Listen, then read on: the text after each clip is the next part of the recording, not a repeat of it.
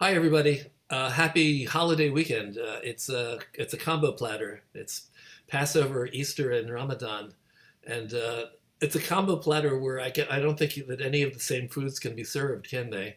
But in any case, we're all celebrating a weekend, a holiday weekend, and we're starting it off. We're kicking it off with our Friday True Community Gathering. Uh, this is Friday, April 15th. Oh, normally I would be able to wish you a happy tax day, but they postponed that till Monday. So happy pre-tax day, everyone. Um, we're doing this again. This is our 101st consecutive meeting on Zoom. April 17th, 2000, I came to the conclusion that people were not particularly happy being in isolation and really craved company and really craved community. So we open up this room on Fridays and people show up, and they've been showing up now for 101 consecutive weeks. So everybody out in YouTube land, you're also welcome to be part of us. If you ever want to join us, you can uh, send me an email, trunltd@aol.com, and I can put you on our Zoom list, and you can come to the live Zoom instead of the YouTube Zoom. Um, we've been talking about many COVID related, isolation related, pandemic related, creating by yourself in a room without anybody around related topics for a long time. And we're switching a little bit now. We're kind of moving into live presentation, and we're moving into a world that is a little bit more recognizable to us than the world we've been in for the past 2 years. That's not to say that this pandemic is necessarily over, because lo and behold, there are now two variations of Omicron that are new variations that are just kicking ass in New York right now. There are big stars. The big stars of the day are COVID V2.1 and V2.13.1, or I don't know what they're called. I was better off with the Greek alphabet. The numbers got me too confused. But we're not finished with this yet, or it's not finished with us yet. So just a word of caution to everyone that even though we want to race out into public places and be part of live theater and live presentations and all that, we do need to continue being a little careful. I think it would be wise to continue to be careful. I got my second booster yesterday. No, 2 days ago. Yesterday, I spent my whole day with my left arm dangling because it hurts so bad. I've had booster shots before. I've had shots before where my arm has gotten sore. This was horrible. I couldn't move my arm for a day. So that said, everybody get your second booster if you need it. Um, so we're going to talk to some of our friends about what's going on across the ocean, because I'm sure that whatever we have going on here in New York and in the United States, there are similar things going on in London. I have some guests that I want you to meet today. We're going to talk about the London theater scene to an extent, and probably other things as well. But I mean, we have Megan, who produces here and in London. We have James Steele, who is a Scottish-born producer who's active in London and actually knows a lot about. It's about ticketing, right? James, you're an expert on what's going on with ticketing there. And Chris Yeah, I Grady, work within the ticket industry. Yeah. yeah. So and Chris Grady, who it's our friend who's been with us before. Um, I'm going to I'm going to ask my guests to introduce themselves briefly. You may also have read their intros in our description of the panel, but just to get things started, Megan, why don't you tell us a little bit about who you are and what you're up to, and how it Sure. relates to London? Sure. Well, to be honest, I don't have any projects running across the UK at the moment, but I'm very happy to be here. So James and Chris, I'll let them, take the lead here. But I trained with Chris during the pandemic online in producing, very similar to the program you run. I think we've spoken about that. A few months ago, I wrapped up a grant I was working on with a Manchester-based artist. So that was the last project I was doing with the UK. But I do my best to stay connected. I'm a French resident as well, so I do tend to like go back and forth a lot. And I'm hoping that there are some more international projects coming my way soon. I think once everything bounced back open and everything on both sides, staying as connected as we were during the height of the pandemic was a little bit harder. But yeah, I'm a New York-based producer freelancing at the moment, and also a playwright. Thanks, Megan. Nice to see you again. You too. Um, James Steele, let's meet you now. So yeah, my name's James. I'm a creative producer. I usually focus on the development of new musicals. The most notable production that I've done was a musical called Ushers, the front of house musical. That's had a fair few runs across the whole of the UK. Okay, as well as I having a just West want to ask you, in clarify the that. Arts. Ushers, the what musical? I didn't hear it.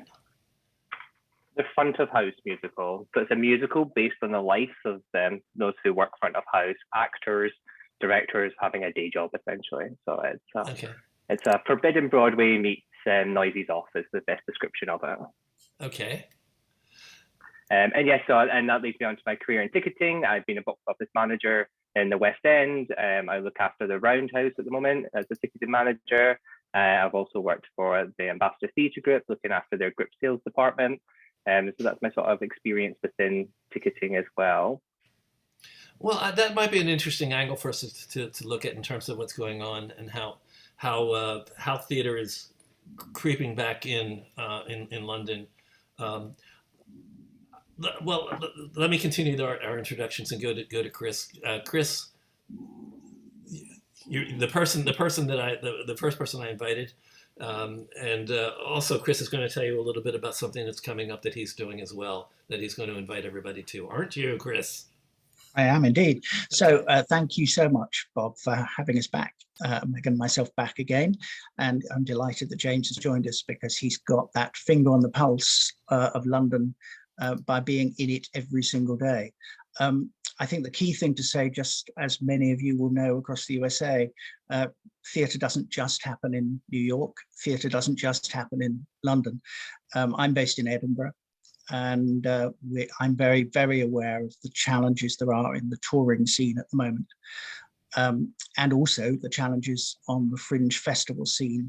We have the largest festival in the world happen in Edinburgh in each August, so I can explore a little bit of that with people.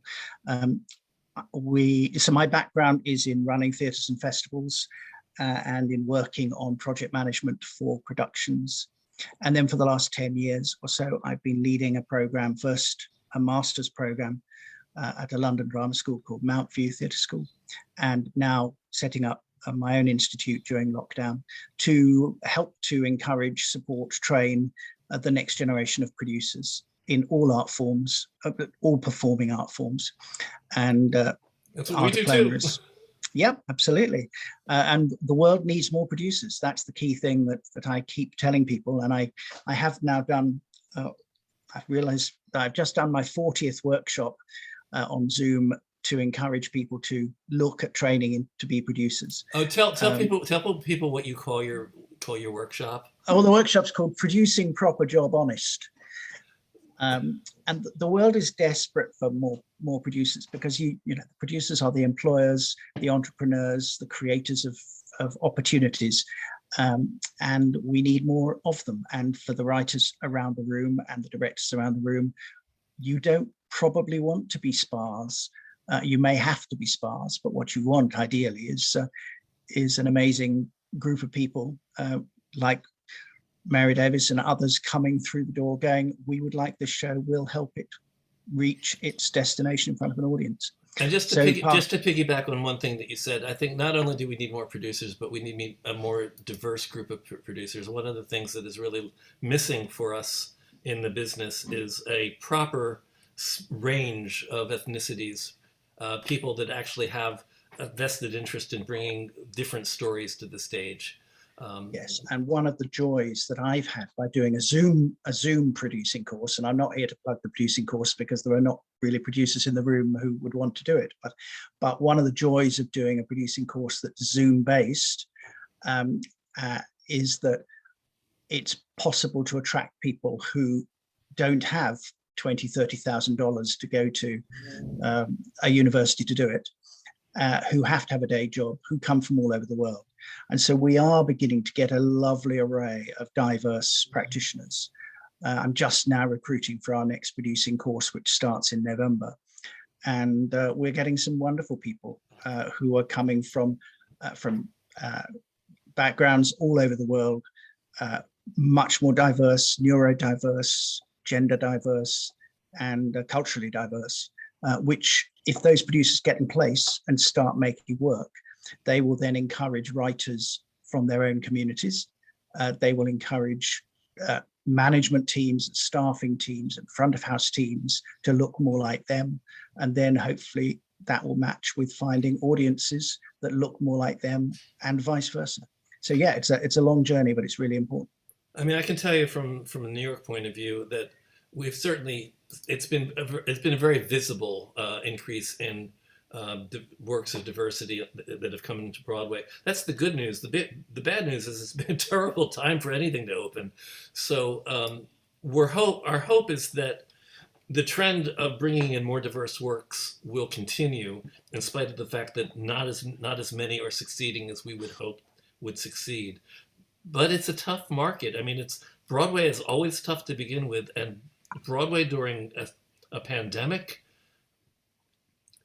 The good thing I want to say is that I think Broadway has properly understood the needs of producing during a pandemic, and I think that they have addressed the COVID issues intelligently.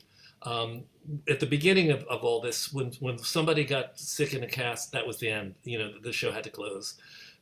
We're at a point now where they're testing regularly now, and also because more people are vaccinated and less vulnerable to severe versions of the virus, there seems to be the ability for them to navigate this, and I think there's more coverage with the expectation that somebody might have to drop out of a cast. I think it was not really much fun when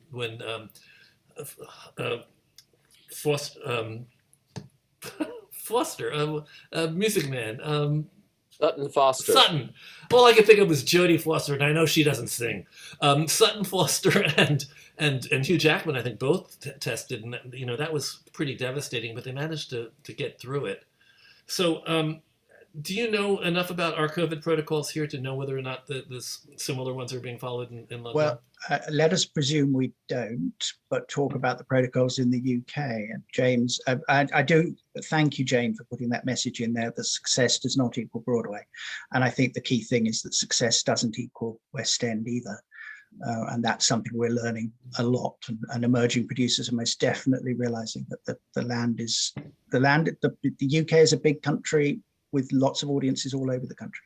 James, talk about the state that you're seeing in the West End from your point of view just at the moment, both in terms of how it's working on stage, but also, even more importantly, what you're beginning to see in terms of audiences.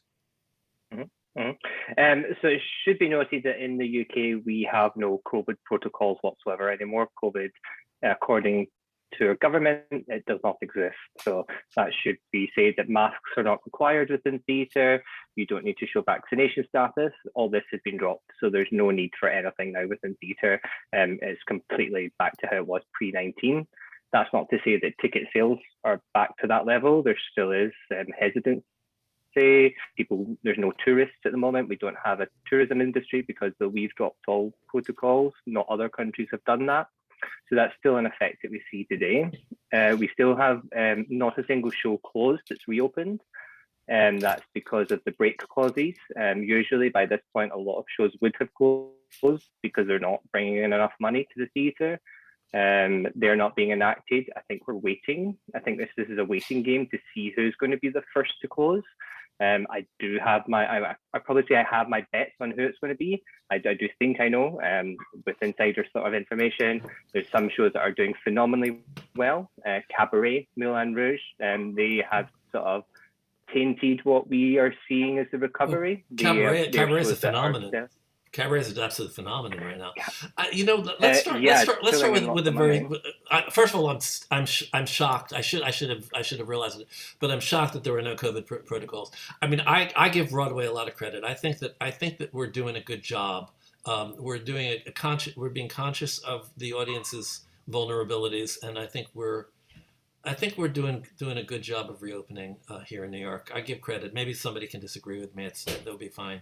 But I think there's a difference, Bob, between what the government of England is doing and what the British theatre industry is doing, because the British theatre industry is encouraging masks, but it's very difficult to encourage mask wearing when your government is telling you not to bother. Mm-hmm. In Scotland, at the moment, there is joined up thinking. So in Scotland, masks are still to be worn for a short while longer. And therefore, it's easier for theatres to comply with the regulations that the government puts forward. But when your government, we have a crap government, we have a useless prime minister, and we're in a mess. But when they deny COVID, then it's really difficult, however good the Society of London Theatre is, and the League for you, in making recommendations or stipulations. When the government's letting you do anything you like, it's really difficult.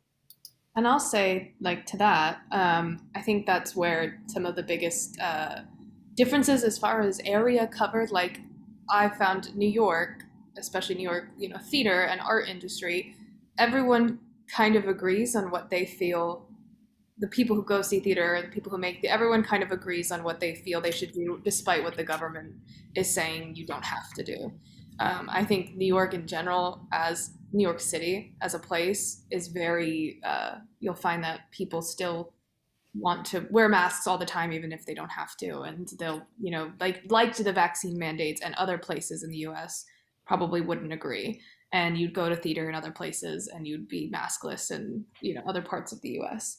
And it's interesting. I think I felt the same as that. I felt the same back when it was mandated here. It was very much, you wear your mask, everyone would do it. They'd wear them on the underground and stuff. But it's funny, as soon as the government say COVID's gone, it literally, everyone it brings in new bookers as well. That's the big thing. It's bringing in new audiences who have not been coming because of those reasons. So yeah, I mean, it's great in theory to be like, yeah, everyone will self-regulate, but I mean, they don't.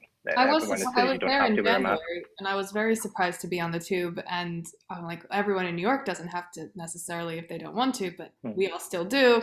And I was very about 90%. Yeah, there's like 3 people. There's always 3 people on the subway car that don't have a mask on, and they always look angry. They always look like, I know what you're thinking about me, and I don't care, but I do care.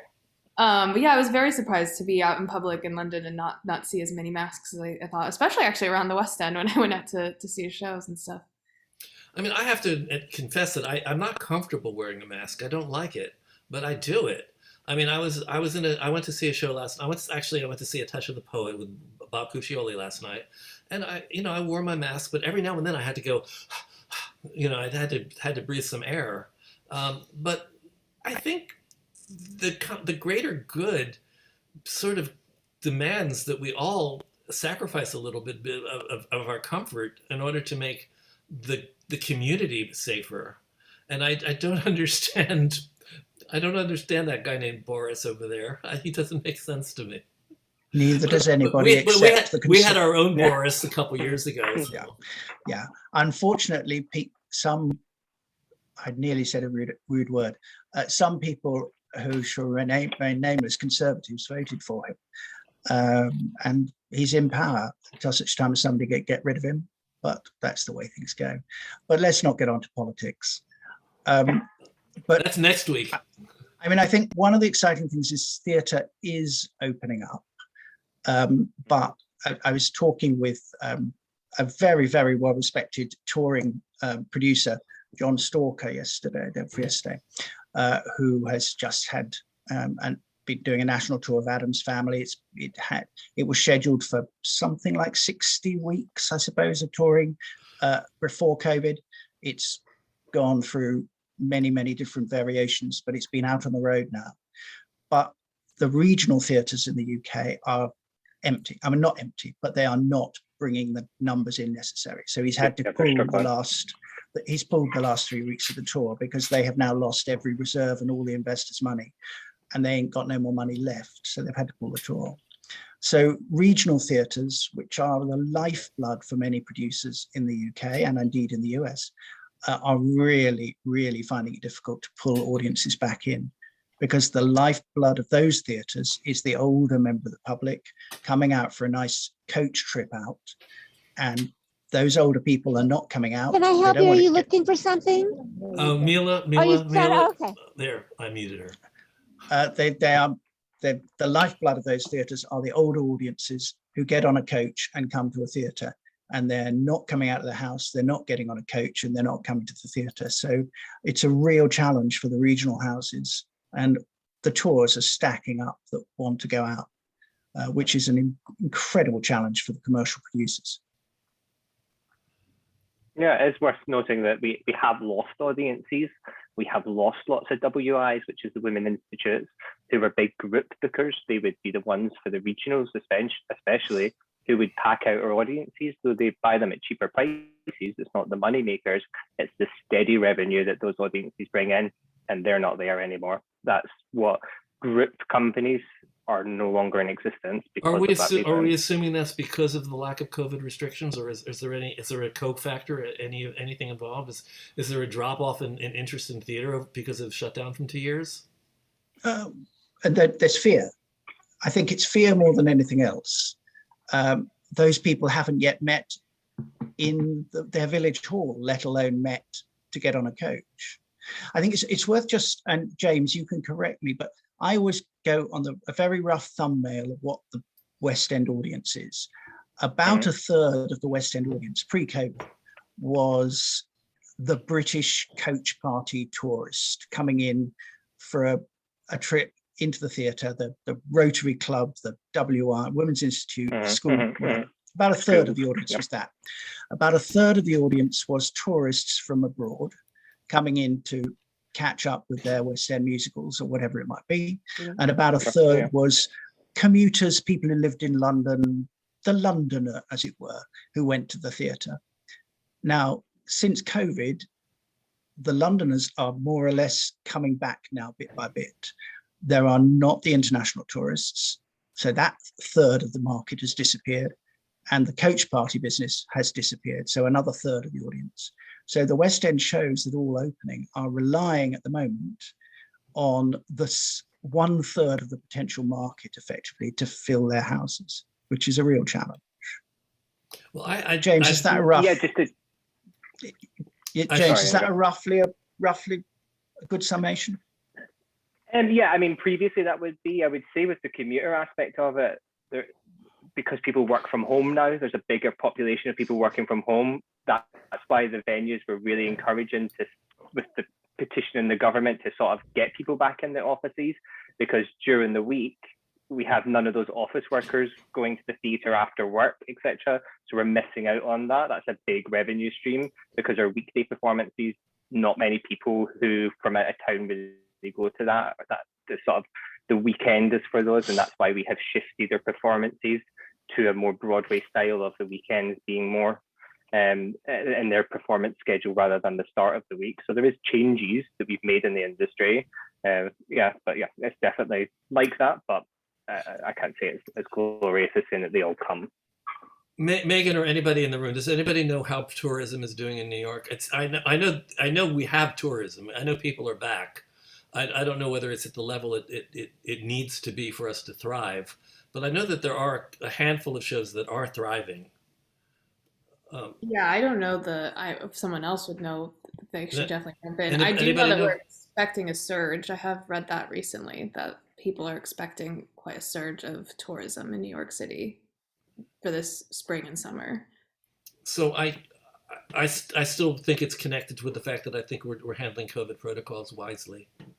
The other thing that's interesting in the London theatre scene, and again, this is just my opinion, that people want to go out and have a good time at the moment. And the audiences, the shows that are selling well, the cabarets and things like that, are good nights out. The shows that are struggling are those which are thoughtful pieces and require an audience to come in and sit and be deeply depressed, or theatrically depressed. So, I mean, I was at, last night I was at the National Theatre of Scotland's piece called Orphans, which is it's a big new musical piece based on a Peter Mullen film. And the audience was there for a good night out. It was an audience wanting to enjoy a rocky score with a powerful book about Glasgow folk, and they were on their feet cheering at the end. I have to admit, I wasn't. But Murray Davis is in the room. Are you willing to tell us about what the average capacity has been for companies? How's company doing? Yeah, I'll tell you, absolutely. What's interesting, can I segue first before that, just one thing? With COVID hitting, the one thing I think the producers have learned is the fact that most of them never wanted to put monies against swings and understudies that much because it wasn't necessary. What's happened, because we're one of the, I don't know if we're the only show, but we're one of the few, if there is another one, that had, and I had a ticket last Friday night because I think it was 7 of our leads, all right, the lead roles were covered with swings, and the show went on. In some cases, they were as good as, in some cases, even better than what exists, but it went on. It has never closed due to COVID, where a lot of shows had to do that, right? And I think that you're going to find producers taking a look at the fact that to close a show, you lose all the money. There is no money coming in. Murray, thank you for saying that, because I actually wanted to say that one of the other elements, in addition to the COVID protocols, was the fact that there is a lot more coverage. There's a lot more understudy coverage. Oh my God, now. That's where money has to go, because when you have that, there's nothing stopping you from going on. And the good news was that we have been, when I was there, and the reports I'm getting, that it seems to be full. All right. I mean, there may be some, again, the tickets come in at all different prices, but it's not for the fact that the theater is empty. It's not at all. Every time I've been there, and the reports that I'm getting. So we're doing very, very well. And again, a lot of shows initially, when we first started opening, when we had 19 shows, there were lots of times where people would come into town because they had tickets for something, but they were never notified that their show had closed. So any shows that were open were benefiting from that because they were scurrying around to try to go see something that was still available on Broadway at that moment.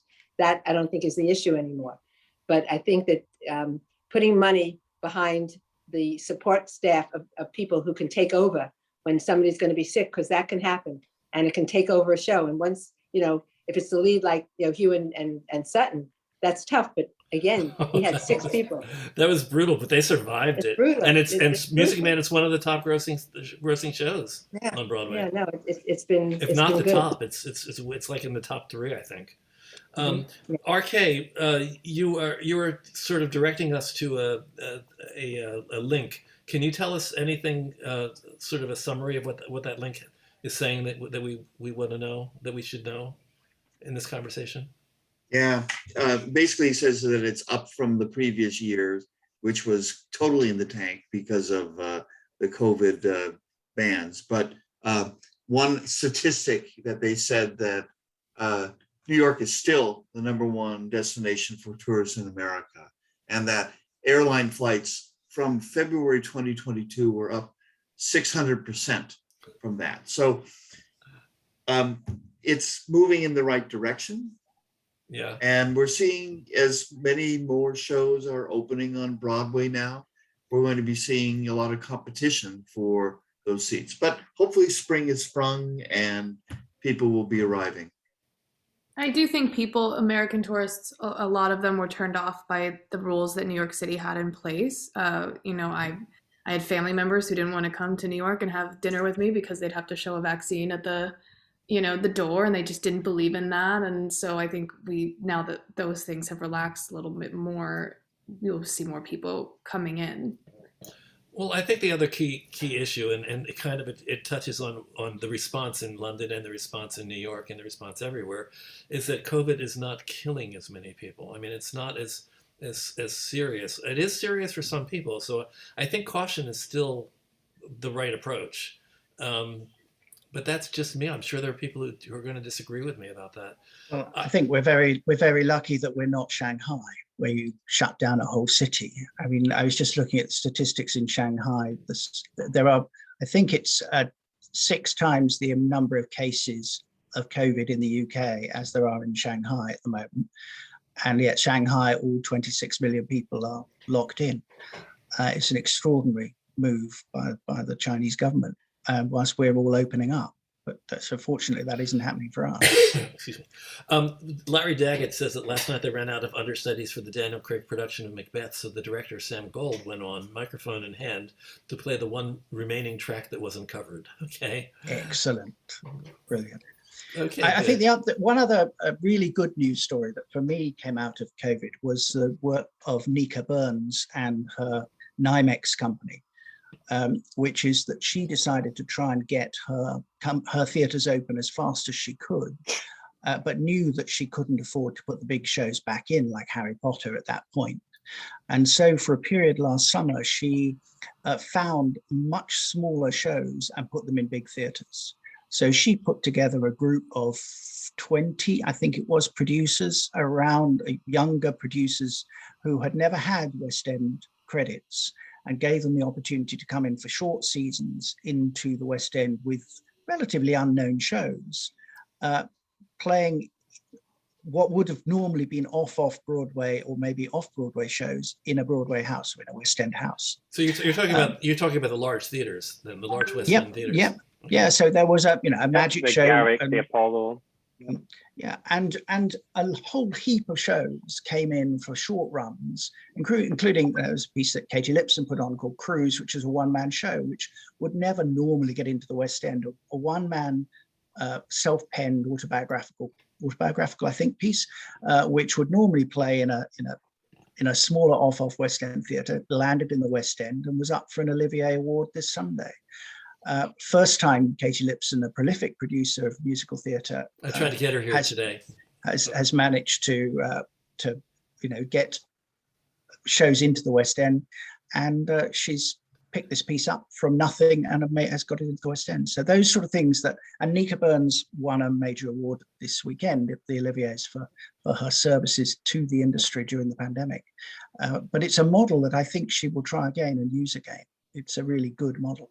I had a question then for Kristen and James. I've noticed recently I was working on trying to get a show either into like a reputable regional theater or off Broadway, and I had a lot of GMs talking about how the backlog of work is really bad right now, and you're looking at like a long time to wait to get your show up. Are you finding that in London, in the West End, and across the UK as well?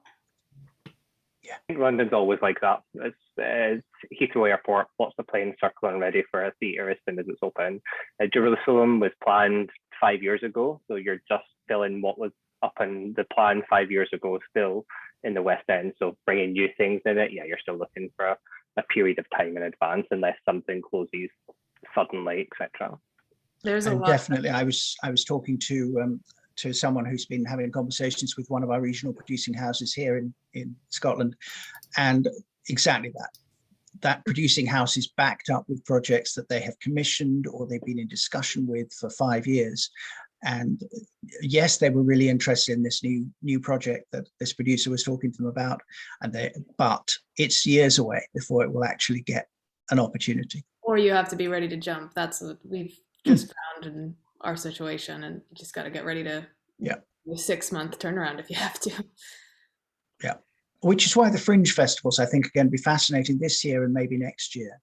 Edinburgh Festival Fringe and the other major Fringe festivals around the UK, because it may well be that some of the projects which would have gone off West End might decide to give it a try, putting it into, I mean, I'm hearing that's happening now, planning to put something into Edinburgh in August in the hope that at least it will get noticed as a live production, even if it's losing money, which it would obviously do in a Fringe festival.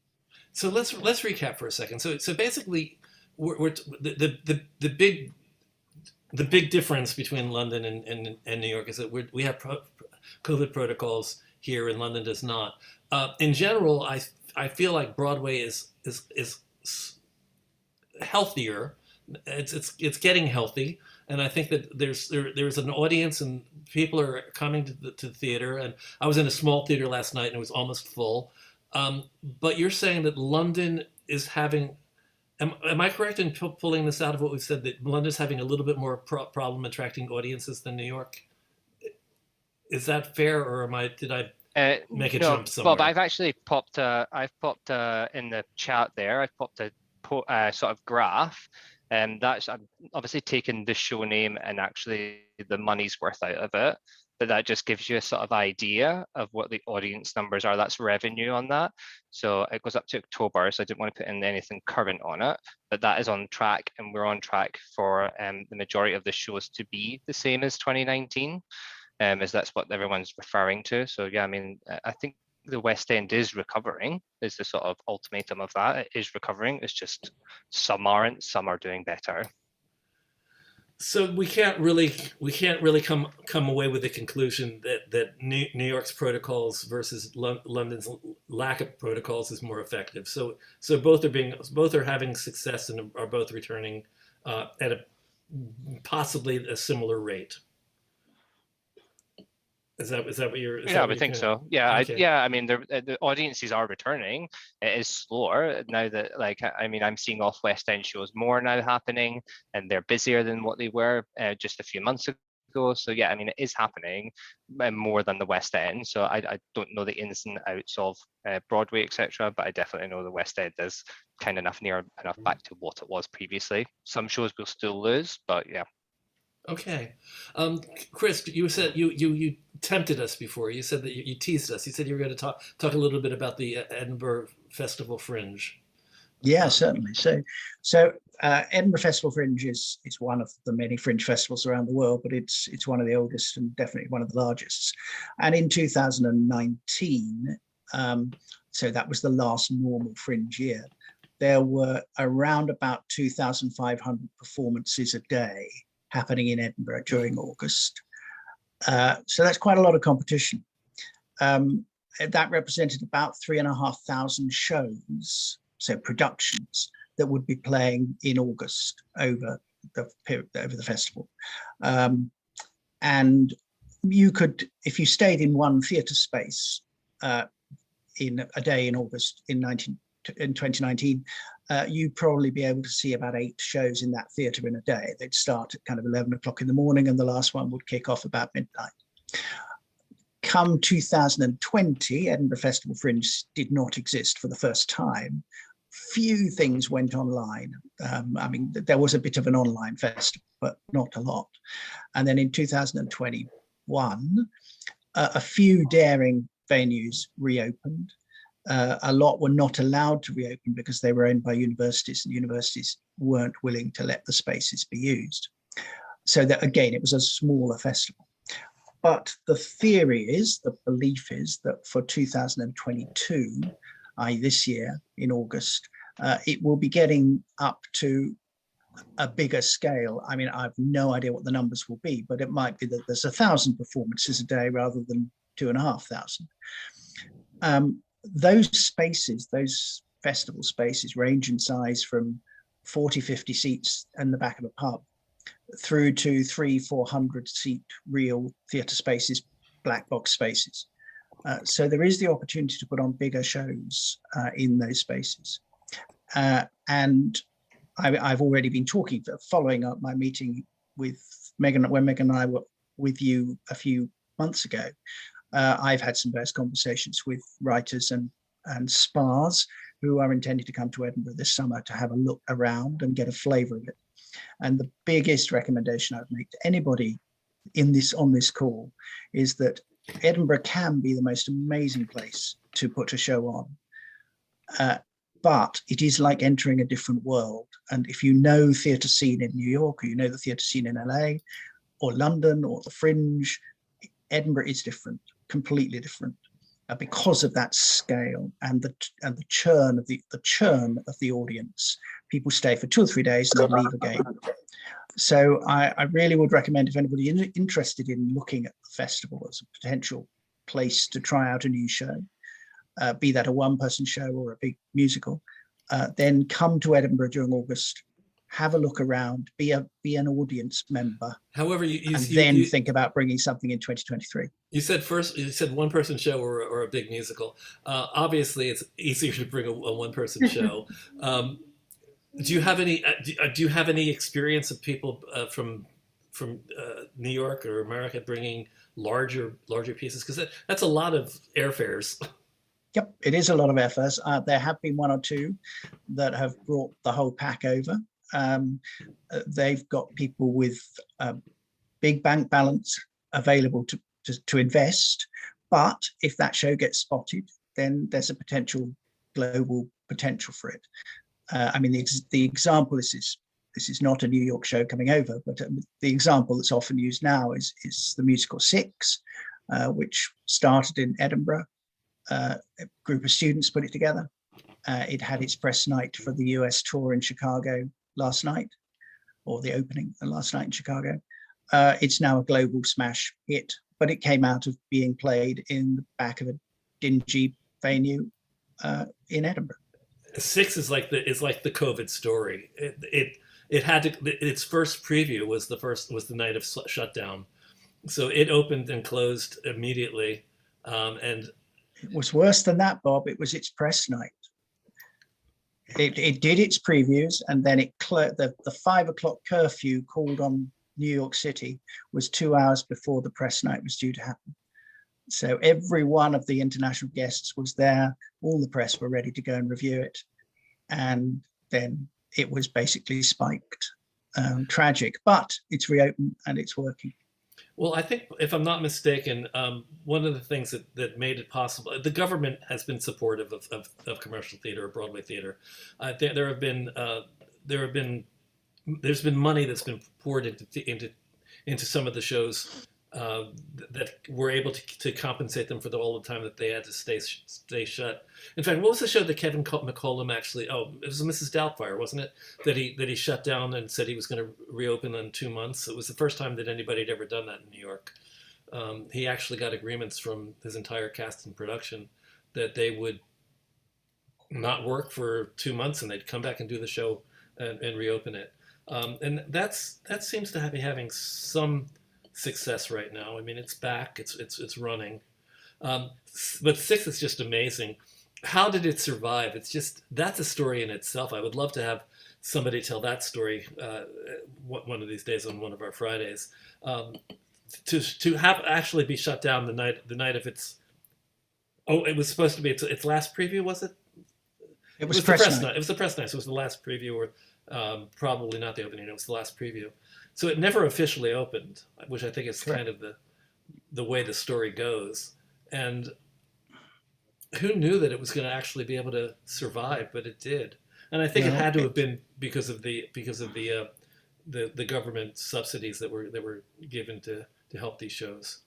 Well, there was no government subsidies given in the UK, to my knowledge, to any shows. There was no commercial, No, so that may have been unique to New York, but in the UK, there was a determination from Kenny Wax and Andy Barnes and Wendy Barnes and George Stiles, who were the producers of Six, that it would get off the ground as soon as it could, and they had already had success with the show in US production, in Australia as well, and in the UK. I think there was a kind of some bank with some money in it because it had done reasonably well in the UK and had a UK tour and things, and they weathered the storm, but were absolutely determined to reopen it. It's kind of a magical story, actually. Yeah, we're all going to be looking for the next show now. We're now looking. It's hugely successful too. Yeah, we're now looking when we go to Edinburgh this August. I mean, I have a whole heap of Korean producers coming into Edinburgh to see what's ready to go, because the Korean market is a massive one for musical theatre now. So yeah, they're coming over. They want to see what's happening. It's a good time to be looking at the Fringe as a way forward. I want to bring us to another part of the conversation that I was planning to have, and then I want to actually open up to the room. So everybody in the room, I want you to start thinking about questions you want to ask. But let's talk about the collaboration or the community that we're trying to bring the American and overseas communities together, and the work that you're doing towards that. Megan and Chris, I know that you're involved in that. I'm not sure whether James is selling tickets for it or not. James is getting very involved in it, but I'll Okay. leave him to talk about that later on. But Okay. that's another conversation for a few months' time. But yeah, so some years ago, I took on running something called Producers Pool, which is a network a little bit like True, but only for producers. I mean, obviously, there are some writers in there who are also producers. I have a question for you. Who are also producers. How long have you been running this? 7 years. 7 years? Originally, True is going to be only for producers, and after years of just reality finally showed me that we had to open it up to people that were not producers, and then we also tried to encourage people to self-produce so that it would be within our mission as well. Yeah. But it's the producers market is a small market. Mm-hmm. Well, we have 600 members at the moment who are producers who are. Send me 10. They, Send me 10. Well, some of them may meet you next week. Okay. So what we have been trying, Megan and I, over the last, over COVID, really, have been going, well, let's try and have a producers pool meeting in New York and welcome this time spas. Ideally, those spas are not walking in the door with their 10x8s and their scripts in their hand begging, because that isn't healthy or exciting. They are coming to talk about the art of producing and will not pin against the wall someone who is seen as a producer. So I know this so well. Yeah. So we tried to get it off the ground last autumn, and then we couldn't quite make it work because apart from the else, there was a flood in the space we were going to use. Pipe broke in the pub. Yeah, so we did it online. But next Tuesday, the 26th. I think that's 2 Tuesdays. Yeah. 2 Tuesdays away, sorry. The 26th of April, 1 o'clock till 3 o'clock. Megan, tell us about the space, please. Yeah, so we've booked at Arts on Site because I know that Chris is staying nearby and I've been wanting to work with them. Arts on Site is in anyone who knows it, on St. Mark's Place in the old Yoga to the People space. If anyone knows that space, it's run by a group of women and it's a really great dance and theater and live creation space now. So we'll be in their studio rehearsal room and we'll do the meeting with our laptops connecting to everyone in the UK, and maybe afterwards we'll grab a happy hour beer somewhere nearby. So Yeah, if I come join you live, but I don't have my laptop, I can still be part of it, right? Because I don't feel like can. I don't feel like Of course you schlepping can. my laptop. Yeah, so absolutely. We've tried this a few times now of running hybrid meetings. So we welcome people into the space in St. Mark's. The more the merrier coming into St. Mark's to sit around a table. We invite you to bring your phone or laptop and a headset into the space as well, because at the same time on Zoom, there will be a meeting happening simultaneously of Producers Pool in UK, being led by a colleague of mine, Karen Lyon. And we will then connect the two meetings together by the wonder of the web, so that it's possible for you to meet not just the people in the room, but also somebody who happens to be sitting in Paris or happens to be sitting in London or Edinburgh or wherever. Okay, so I have to bring my laptop. Okay. You can sit and look over my shoulder. That's no problem, Bob. It works perfectly happy. But it just means Jane wants to know if people can join remotely from New York, and I'm yes, sure the answer is absolutely, yes. you can. Yeah, and I did put one of the links in. I will just find the other link and I'll put it in for you. James, do us a favor. I sent it to you and now I've lost it. I'll put the two links in of where you can, how you can join. There's two links. In all honesty, you can join with either, but one of them says in person in New York, and the other is the Zoom link. Thanks so much, James. And there is a tiny charge. I think we put $5, or is it $3? $5. It's just to kind of. It's $5 or £5. Yeah, I just couldn't be bothered to try and work out any other different way of doing it. You can choose whichever you fancy paying in. But it's just a way of putting a marker down, and it does encourage people to hopefully turn up. But it will be fantastic to see some of you in New York. I'm subject to COVID final test, and Kath, my wife, getting her American passport renewed by next week. We will be arriving on Wednesday evening, and we'll be around for the week. And then we'll be doing the meeting with Megan down in St. Mark's Place. So please join us. It would be lovely to see your legs, because that's one of the most exciting things that happens with Producers Pool. We actually get to see people's shoes and legs. How tall they are. Yeah. I'm only 3'1". I will just put the remote one whilst you're gathering questions. So anybody in the room want to ask anything? I'm looking for questions in the chat. RK, what would you like to know? Could you put the details in the chat room so we can see exactly when, where for the gathering?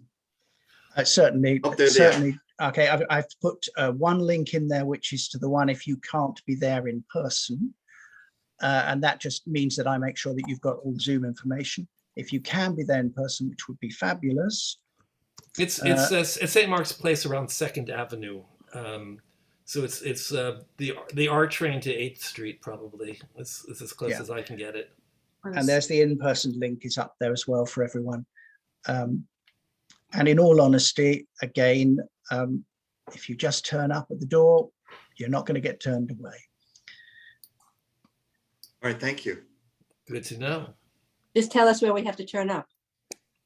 1 o'clock on Tuesday the 26th.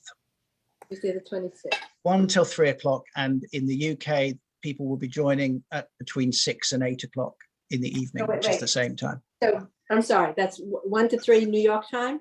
Yes. 1 to 3 New York time. 1 to 3. Come for break for lunch. Come down, meet a few people. Okay. Lunch? So Lunch? What is lunch? It's an English term. I work all day. Do you have that address, the specific address right now? I can get the address, yes. Yeah, thank you. Chris, Paul Smith has a question. Are you saying it is now too late to realistically be considered for the Edinburgh Festival this year?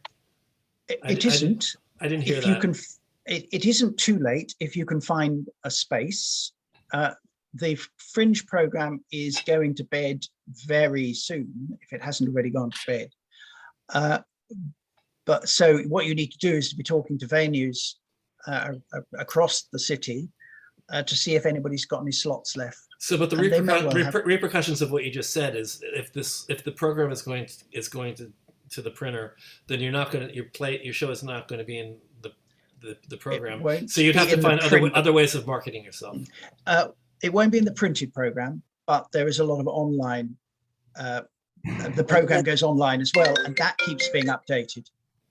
So just to let you know, Chris, the deadline was the 13th there for you. So the deadline for the main Edinburgh Fringe programme has passed, but you'll still be added to the website, and most people use the website, and you'll still be added to your venue brochure. Most people will be part of a chain of venues, C venues, Assembly, and they have big brochures as well, so you would still be part of that. But the main Edinburgh Fringe one, you wouldn't be, but I don't think many people will pick that up as anymore.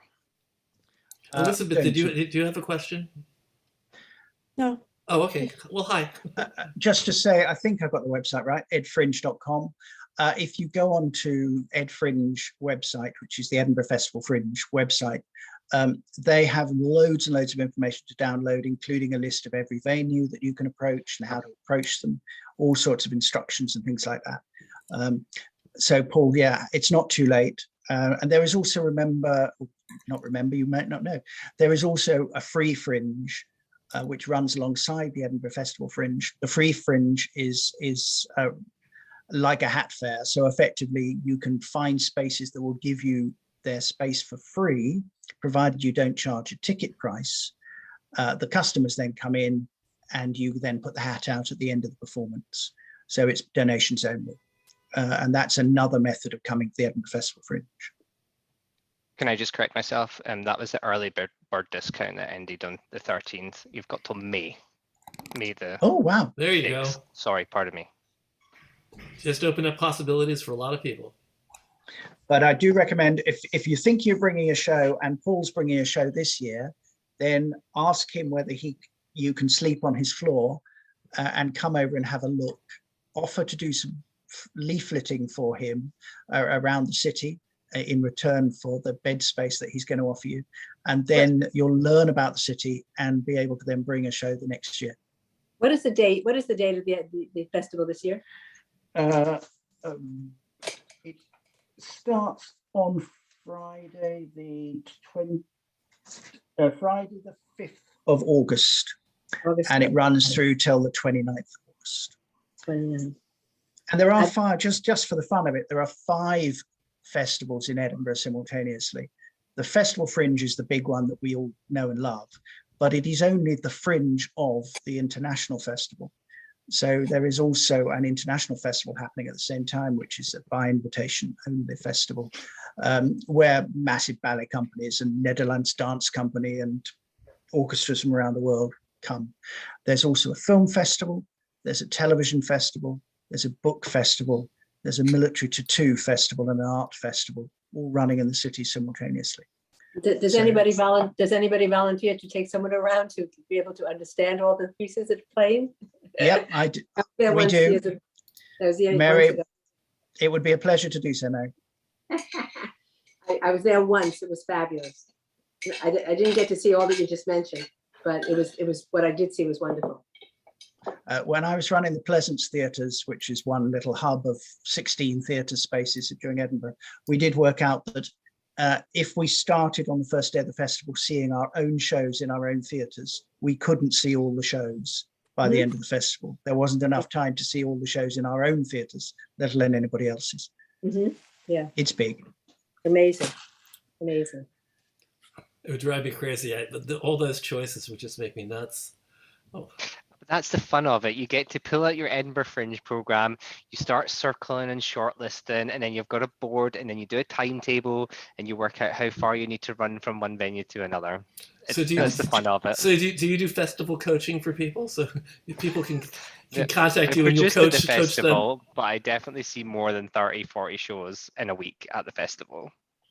Wow. And James, may I just highlight the fact that you've been both old-fashioned and modern in the space of 2 answers.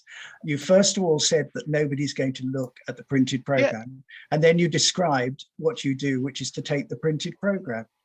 Yeah, it's because I get it. Because as a fringe industry professional, you just get sent it. So it's the first time where you just sit and you flick through it. But then the week before you go, you'll also take off, because actually online you can build a calendar on the app as well. So you kind of do a mix of both. So you end up, some get cancelled from the program, and then there's new things added onto the online. So you kind of mix a bit of both. But yeah, definitely, it's hypocritical of me to say that.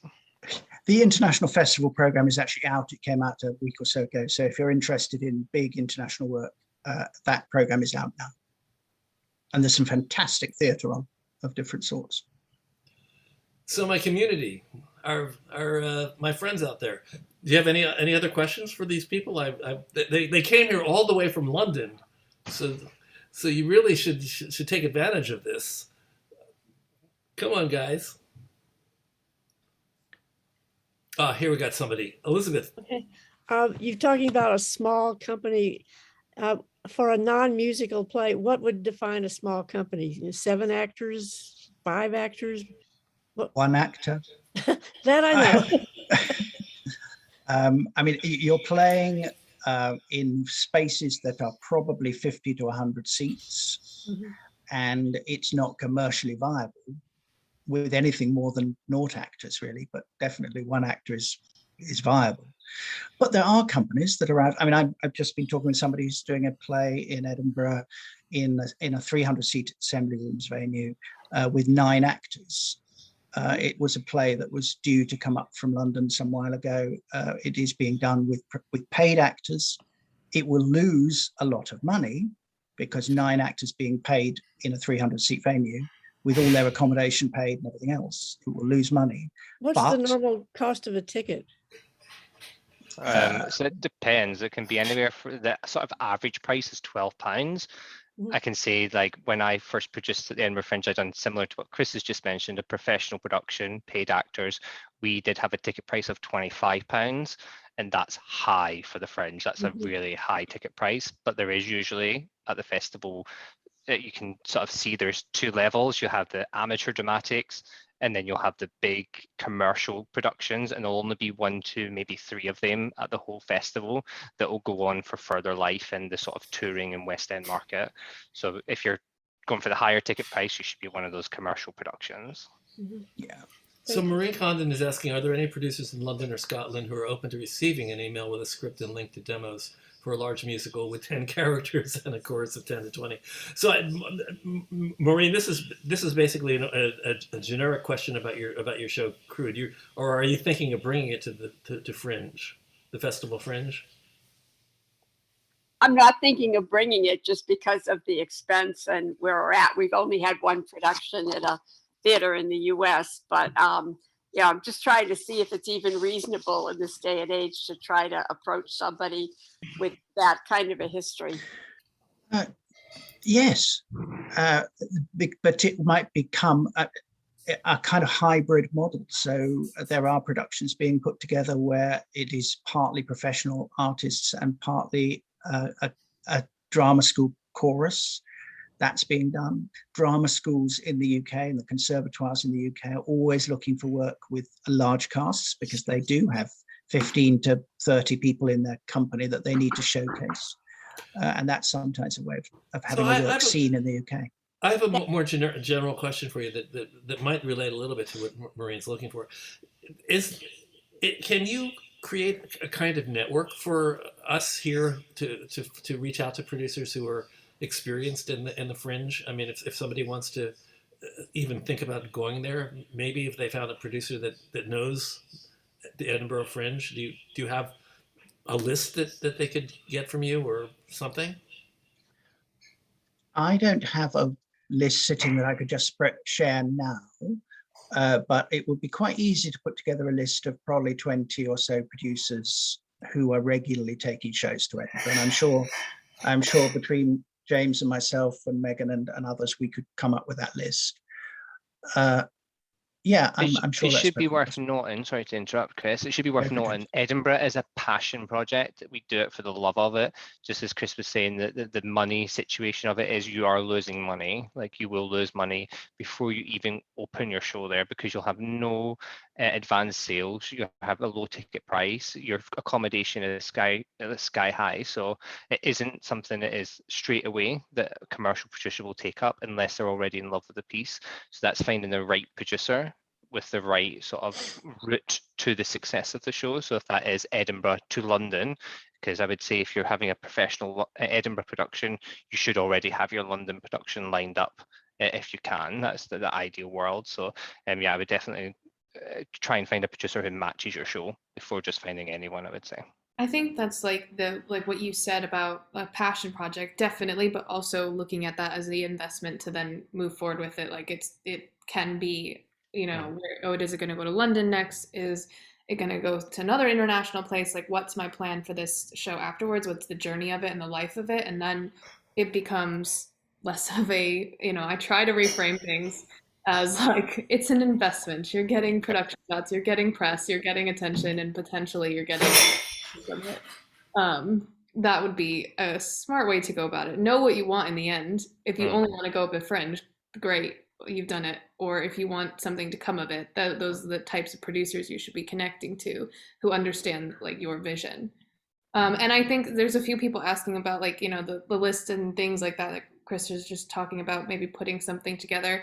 Come to the, you know, meeting on the 26th, because a lot of the young producers do come to the producers pool meetings virtually, and it is a great place to meet people from all over the UK who produce all types of different things. There's a lot of new work in the UK, just as much as there are musicals. I'm trying to like hit all these things that are coming in. Yeah, I think come to the meeting on the 26th in whatever capacity you're able to, and that's a great way to meet people. I don't know. And Megan, if we can find a bit of wall or a flip chart or something, we can construct a list whilst we're there having cups of tea or whatever it might be. Exactly, and then get everyone's permission to share emails and things. Yeah. Because Randall, you ask, are there other theatres around interested in new plays? Yes, most definitely. We have a phenomenal array of regional repertory houses, regional producing houses that are looking for new work. There is the Heathrow landing pattern, that airport stacking of obviously projects that haven't come to life yet because of COVID. But yes, we are very blessed in the UK with most cities having a theatre that is a producing house that is funded partly by the government through the Arts Council of England or Creative Scotland. So the equivalent of the NEA, but with more money. And with local authority support and local council support. So yes, they do exist. There are artistic directors in those spaces that are looking for new work all the time. We don't have any dedicated houses for musical theatre in the UK, so we don't have a Good Speed or anything like that. We have a lot of theatres that do musicals at different points, but there is no, at the moment, and this has been something that's been on my kind of wish list for 40 years, there is no theatre in the UK that is funded by the government or the Arts Council to produce musical theatre, because it is, we are a play country and you're a musical country, and the government likes to keep it that way. James, we have a request for your graph again. If I screen share it, will you walk us through it? Yeah, I can do, yeah, no problem. Okay, I'll screen share it. What the heck? Okay, so tell us what we're looking at. So that's the revenue of a production within London. This is just a standard show. It was just to sort of show you the pre-COVID, so it's just your FY19, so your financial year 19. So which financial year? Okay, so there it is down here. So the blue line is 22. Yeah, so that's where we're currently. It only goes up to October. Just now, I didn't want to share anything that I would get into trouble for. But FY19 therefore is the dotted grey line. FY20 is the solid, and then the solid blue is this current year. So it just shows you there is a big uptake on it, and we are getting there. I think to say that looks pretty good to me, that we're recovering. We're getting to near those same levels as pre-COVID. So it was just a sort of snapshot to sort of show you an increase in sales. Can I ask what LTM stands for, the solid grey? That's the no. You can't ask that question. I won't ask that question. That's very kind of you. I will forget that I've seen the letters LTM written down there. Anyway. I had to crop the sides off and the top off and everything just to make sure that I wouldn't get. All right. So we don't share. We don't in the UK. We don't share any revenue of productions. We don't have grosses. We don't share any of that information. That is all kept hush hush. Unfortunately, we don't have that open and honesty that is over in the United States. Well, we only have it in commercial Broadway. We don't off Broadway grosses are never shown. No other gross. I don't know why we have it on Broadway, but we do. Yes, Randall. There is an organisation called UK Theatre, which is the equivalent of. I suppose it's the equivalent of the. It's SALT for the regions. It's SALT for the regional theatre. And if you go on there, there are the lists of the theatres. And most of them, I think you can go and have a look at the list. I don't think you have to be a member to have a look at the list. And that should give you a way to navigate some of the theatres. So I'm going to wind this up unless I have more questions from the room, because I have to get ready for Passover dinner. Let's see. Yes. So guys, I want to thank you for flying over here. Good to see you. Nice to meet you. And I want to let everybody know that we're going to be meeting with two of our council people next week, Eric Botcher and Julie Menon, and also Amy Todoroff from the League of Independent Theaters. We're gonna have a pretty good, stern talk about support for the arts in the United States, and what we need to do to get a little bit more help. I think that there's been a lot of initiatives that have been helping us and that have been supporting theater, but I think that more can be done. And we're going to talk to Eric, and we're going to talk to Julie, and we'll be nice and polite, but we're going to be very very straightforward about our questioning and our wish for. My personal wish is that more politicians would at least mention the arts when they talk about our country. Nobody mentions them. We are here and we are important. So join us next week for that. And again, Chris Grady, James Steele, and Megan Schadler, thank you so much for being with me today. I appreciate your time and your information. And to my YouTube viewers out there, thank you for being with us. Thank you for checking out True. Thank you for checking out our True YouTube channel. If you'd like, it would please me so much if you would actually subscribe. We're at about 140 subscribers. If we have 1,000 subscribers, we get benefits from YouTube. So help us get there, okay, guys? Also, we do this for free, and yet we have a staff and we have expenses. So how do we miraculously pay for all that? Well, I think that happens because you guys tend to be generous and tend to support us. And the URL for that is trudonate.com. That's trudonate.com. So if you want to help us out, go to trudonate and give us a little something. Show us a little love, okay? I think that's it for today. We will see you next week, hopefully, and I'll stop my YouTube video here, okay?